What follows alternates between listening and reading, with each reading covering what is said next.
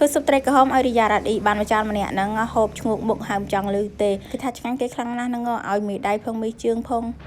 ឥឡូវចាប់ដើមចុកត្រជាក់បដាបដាហើយខាងខ្ញុំព្រលឹមឡើងនេះត្រជាក់ណាស់ហើយរីយ៉ារ៉ាឌីវិញគេថាគេហេវណាព្រលឹមឡើងត្រជាក់ចឹងទៅគេឲ្យធ្វើស៊ុបឲ្យហូបមួយឆ្នាំងហត់ក្តៅចឹងគេថាឆ្ងាញ់ណាស់ទីស៊ុបតាំងពីព្រឹកប៉ុន្តែមានបានធ្វើឲ្យកូនហូបណាតតែពេលល្ងាចហើយហ្នឹងបានរៀបចំធ្វើឲ្យកូនហូបហើយឥឡូវនាំម៉ាយកូនហ្នឹងមករកបេះមកអមបេះតកួនអីយកទៅធ្វើបន្លែដាក់ស៊ុបចឹងណាខាងខ្ញុំខែហ្នឹងហើយគាត់អត់ដាច់ទឹកភ្លៀងដែរបងប្អូនអើយព្រលឹមឡើងត្រជាក់ហើយថ្ងៃតិចហ្នឹងចាប់ដើមមេឃភ្លៀងហើយនឹងមេឃភ្លៀងទៅរួចហ្នឹងបើថាម្អងវិញបងប្អូនអើយដល់ឡើងពីពេញហ្នឹងហ្មងហើយរីយ៉ានេះបេះបដាគេឈ្ងុយក្លិនម្អមបដាគេថាអូយហេវគ្លៀនស៊ុបហ្មងនេះ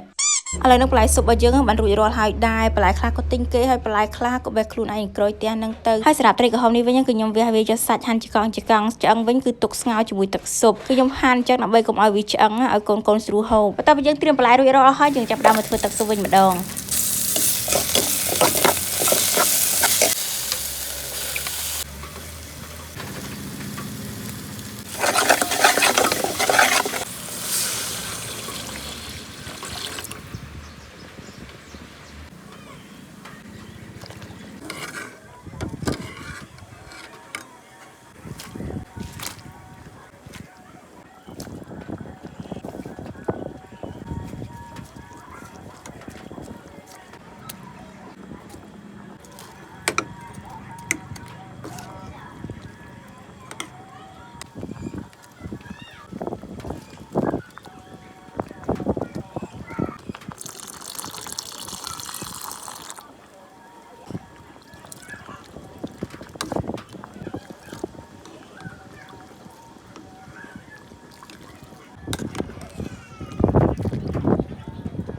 ចាឥឡូវស៊ុបត្រីក្រហមបានឆ្អិនរួចរាល់ហើយដែរអូយក្លិនឡើងឈ្ងុយហ្មងណាបងប្អូនហើយឥឡូវដួសដាក់ចានឲ្យរីយ៉ារ៉ាឌីហូបមុនគេហ្មង